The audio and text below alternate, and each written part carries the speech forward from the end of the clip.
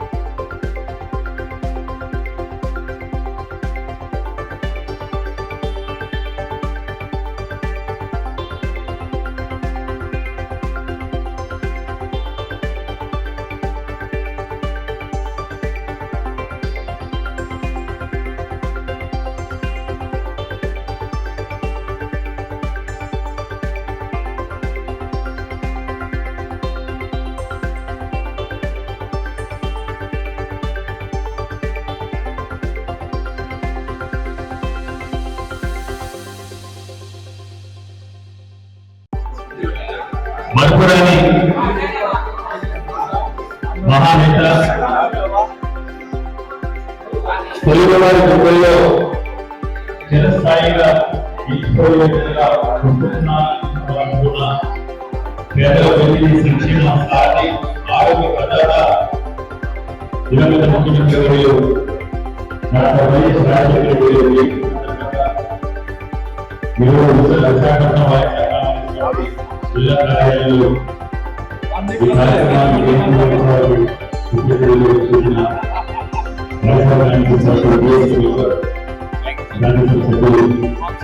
శ్రీ మాజీ శాసనసభ్యులు, విశాఖపట్నం జిల్లా పార్లమెంట్ పరిశీలకులు కదిరి బాబురావు గారికి, మాజీ శాసనసభ్యులు దక్షిణ నియోజకవర్గ సమన్వయకర్త వాసుపల్లి గణేష్ కుమార్ గారికి, మాజీ శాసనసభ్యులు సీనియర్ నాయకులు భీమిలి నియోజకవర్గ పరిశీలకులు శ్రీ పేరాల విజయ్ కుమార్ గారికి, వైఎస్ఆర్ కాంగ్రెస్ పార్టీ రాష్ట్ర మహిళా విభాగం అధ్యక్షురాలు శాసనమండలి సభ్యురాలు శ్రీమతి వరద కళ్యాణ్ గారికి,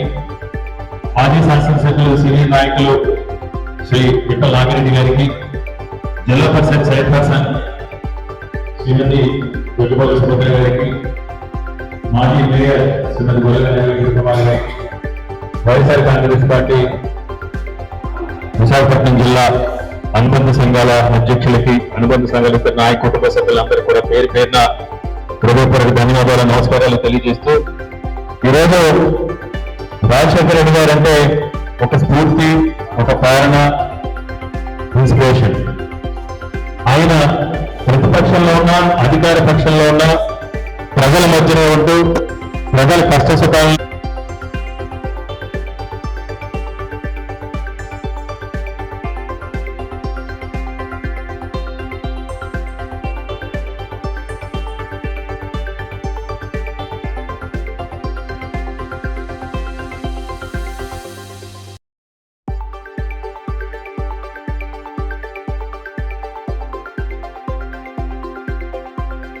మనం గెలిపించుకుని రాజశేఖర రెడ్డి గారికి